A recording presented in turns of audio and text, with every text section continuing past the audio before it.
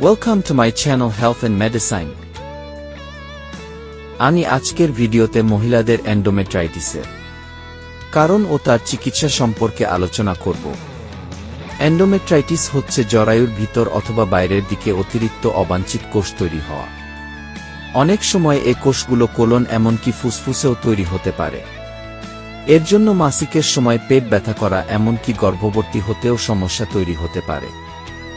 Endometritis হওয়ার কারণ: মাসিকের সময় যদি কখনো রক্তস্রাব ফলিপন টিউবের বিপরীত দিকে প্রবাহিত হয় তখন এই রক্তস্রাব ফলিপন টিউব বা জরায়ুর গায়ে অতিরিক্ত অবাঞ্ছিত কোষ তৈরি করে।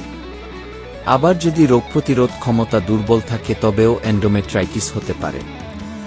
এন্ডোমেট্রাইটিসের লক্ষণগুলো: পেলভিকে ব্যথা, যৌন মিলনের সময় ব্যথা অনুভব করা, মাসিকের সময় ব্যথা অনুভব করা, পায়খানা বা প্রস্রাবের সময় ব্যথা অনুভব করা, মাসিকের সময় অত্যাধিক রক্তক্ষরণ, গর্ভবতী হতেও সমস্যা তৈরি হতে পারে।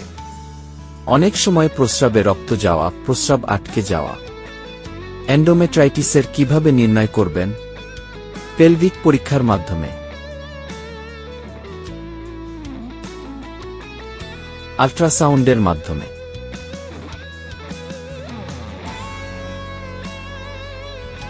এমআরআই এর মাধ্যমে।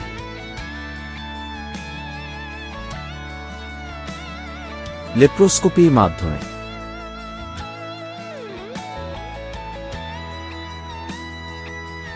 এন্ডোমেট্রাইটিসের চিকিৎসা: সাধারণত চিকিৎসা পদ্ধতির জন্য ঔষধ, সার্জিক্যাল বা জীবনযাত্রার মান পরিবর্তন করে বা হোম রেমেডি ব্যবহার করা হয়ে থাকে। এর জন্য লেপ্রোস্কোপি বা সার্জারি করাই উত্তম, যার আগে আপনি ঔষধ দিয়ে চিকিৎসা করে নিতে পারেন। যেখানে ভালো না হলে পরে লেপ্রোস্কোপি বা সার্জারি করাবেন।